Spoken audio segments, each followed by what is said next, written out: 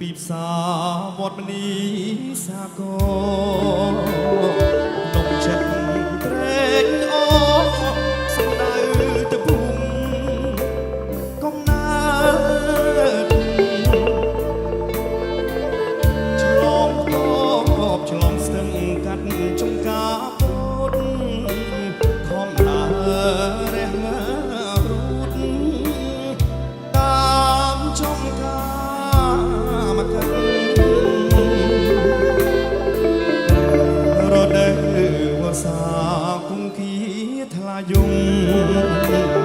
ទន្លេគង់នាំខ្ញុំទៅភូមិ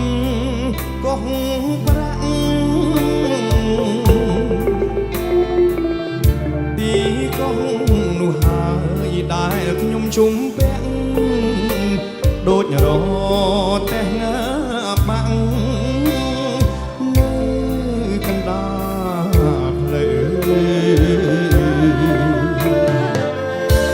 ក្រអូបក្លិនផ្កាណាគ្រីពេកក្រៃនាពេលរីត្រីដូចក្លិនស្រីពើ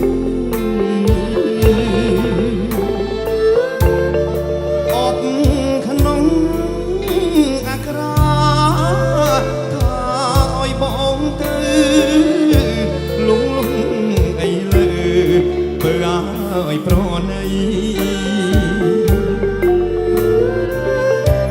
លិនកាណាគ្រីនារីកោះប្រាំងបងសូមរួមរាក់ស្មោះស្ម័គ្រនឹងណាគ្រីស្រាយបងណាត់បងមកក្នុងពេលរីត្រីបានត្រឹមសមមាដៃ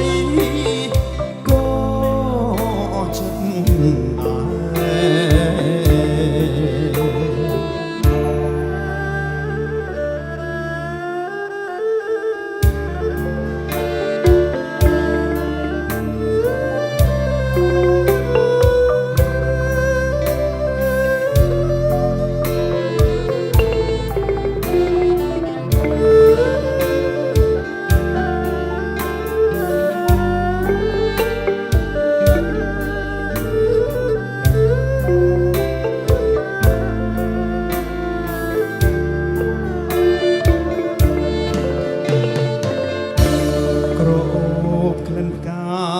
គ្រី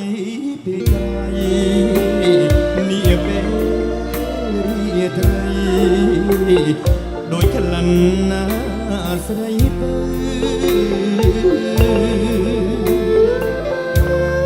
អបក្នុងអក្រាថាឲ្យបងទៅលងអីលើបើឲ្យប្រណីក្លិនផ្កាណាគ្រីនារីកោះប្រាំង